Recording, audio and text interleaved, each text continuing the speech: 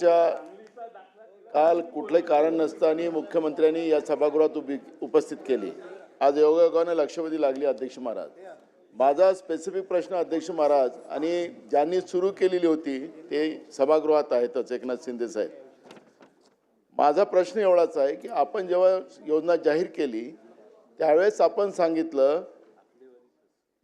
जेवढे काही अर्ज भरले जातील त्या सगळ्या अर्जाला आम्ही 1500 रुपये लाडक्या बहिणीला आम्ही निधी उपलब्ध करून देऊ असं आपण केलं। आम्हाला आनंद झाला, काही आम्हाला अडचण नाही। मग तुम्ही 2100 जाहीर केलं त्याचा आनंद झाला।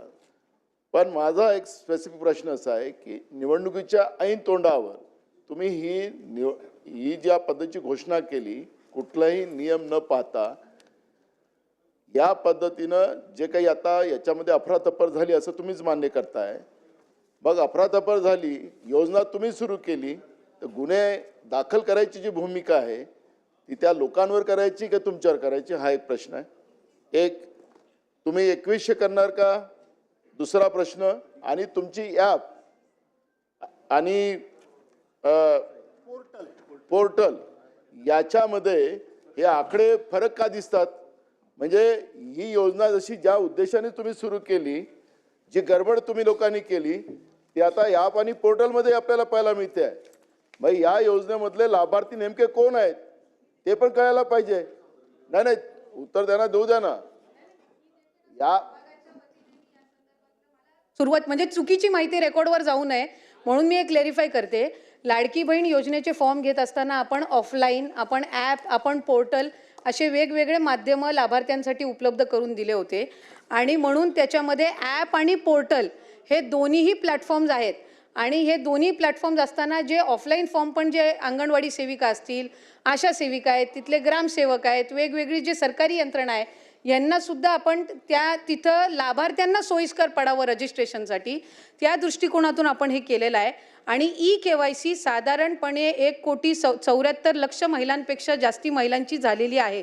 हे मी ऑन रेकॉर्ड आपल्याला इथे सांगत आहे। 31 डिसेंबरपर्यंत त्याची मुदत आहे आणि त्याच्यामुळे कुठेही या संदर्भामध्ये रजिस्ट्रेशन करत असताना वेगवेगळे प्लॅटफॉर्म्स आपण त्यांच्यासाठी रजिस्ट्रेशनसाठी उपलब्ध करून देत असताना कुठल्याही लाभार्थ्यांच्या आकडेवारीची कुठल्याही गोष्टीची इथं गडबड किंवा कुठल्याही पद्धतीचे याच्यामध्ये दुर्लक्ष झालेलं नाही। ठीक आहे। सन्मान्य सदस्य हारून खान।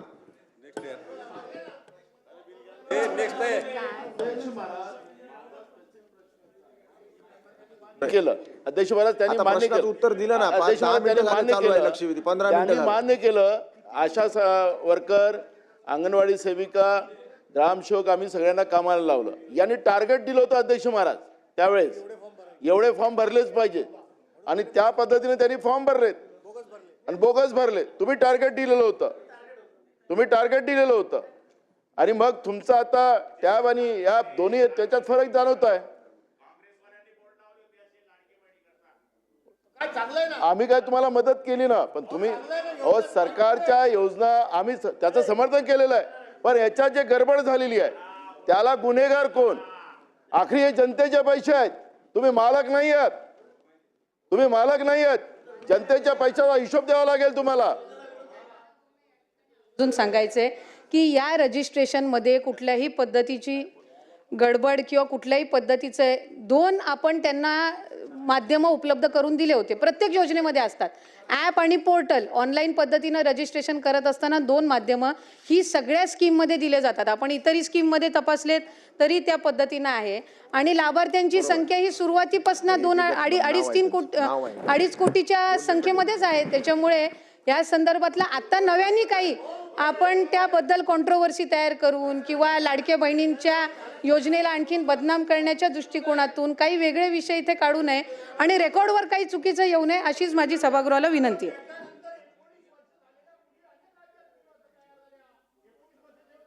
ही संख्या वाढायला पाहिजे, कमी कशी होते?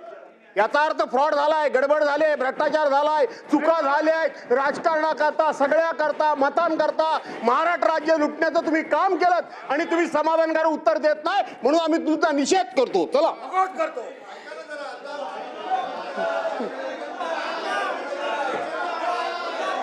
चला अध्यक्ष नाना तुम्हाला ऐकायचंय ना? लक्षवेधी 7 आणि 8 एक मिनिट. लक्षवेधी अध्यक्ष 7 आणि 8 महोदय, पुढे ढकलण्यात येत आहे. अध्यक्ष महोदय नाना आता बसा. आपण विधेयक घेऊ बिल. थांबा अध्यक्ष. थांबा 1 मिनिट. राज्याचे अरे बाबा. उपमुख्यमंत्री शिंदे साहेब काय बोलतायत? लक्षवेधी संदर्भात लाडक्या बहिणीच्या संदर्भात नाना आपल्या आदिती तटकरे यांनी व्यवस्थित उत्तर दिलं. ऐका ना. अरे तुम्ही ही योजना जेव्हा सुरू केली तेव्हा ती आता तुम्ही म्हणताय लाडक्या बहिणीवर अन्याय होतोय. तुम्ही योजना बंद करण्यासाठी कोण गेलं वडपल्लीवर कोर्टामध्ये? कोण गेलं? हे बघा, वडपल्लीवर कोणाचा समर्थक होता? अनिल वडपल्लीवर. अध्यक्ष महोदय यांनी योजना बंद व्हावी म्हणून कोर्टात गेले आणि ते नानाचा माणूस होता वडपल्लीवर. आणि या ठिकाणी बसा ऐका, सत्य ऐका जरा. आणि म्हणून आम्ही जी योजना सुरू केली त्या योजनेमध्ये बिलकुल कुठल्याही परिस्थिती आम्ही चांगल्या भावनेने भूमिकेत ही योजना सुरू केली. त्यावेळेस तुम्हाला वाटलं हे फक्त निवडणुकीपुरती घोषणा आहे. तुम्ही चुनावी जुमला म्हणाले नाना. तुम्ही म्हणाले ही फसवी घोषणा आहे. तुम्ही एवढ्यावर थांबले नाही. तुम्ही हायकोर्टात पाठवलं. हायकोर्टाने पण एक चपराक दिली, त्याला पाठवून दिलं परत. आणि तरीसुद्धा आम्ही या ठिकाणी त्या लाडक्या बहीण योजनेचे पैसे नाना जमा केले त्याच्यामध्ये. तुम्हाला वाटलं आता आचारसंहितेत पण पैसे बंद होतील, तर आचारसंहितेचे पण ॲडव्हान्स पैसे आम्ही टाकले. आम्ही पण बरोबर डोकं लावून काम केलं लाडक्या बहिणींना पैसे मिळाले पाहिजे म्हणून. आणि लाडक्या बहिणींनी तुमचा टांगा पलटी केला आणि पार असं लँडस्लाईड मॅन्डेट दिलं की म्हणून आता बघा आदितीने जे उत्तर दिलं आमच्या मंत्री महोदयांनी अतिशय स्पेसिफिक प्रश्नांना उत्तर दिलं आहे. आणि तुम्हाला सांगतो कुठल्याही परिस्थितीमध्ये लाडकी बहीण योजना तुम्हाला वाटतं कमी होईल, बंद होईल, मी सांगतो तुम्हाला लाडकी बहीण योजना कधीही बंद होणार नाही. आणि सांगतो तुम्हाला, तुम्ही 2100 रुपये बोलले, योग्य वेळी आम्ही जे जे बोललोय ते सगळं पूर्ण करणार नाना. कारण लाडक्या बहिणींमुळे तुम्ही जे नाही लाडक्या तुम्ही खोडा घालायला प्रयत्न केला की नाही? लाडक्या बहिणीने चांगला जोडा दाखवला की नाही?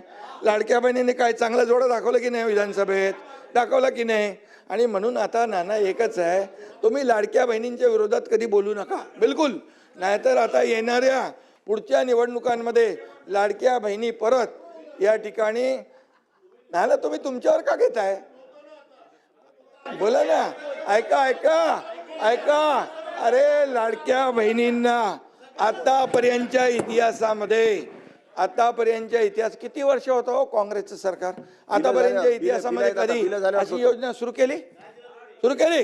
आम्ही सुरू केली. त्याला हिंमत लागते, धाडस लागतं आणि लोकांचे पैसे लोकांना देण्याची दानत लागते. ती दानत आम्ही दाखवली. आणि म्हणून या ठिकाणी तुम्हाला सांगतो लाडकी बहीण योजना कधी बंद होणार नाही. जे जे आम्ही बोललोय ते पूर्ण करणार आणि करणार.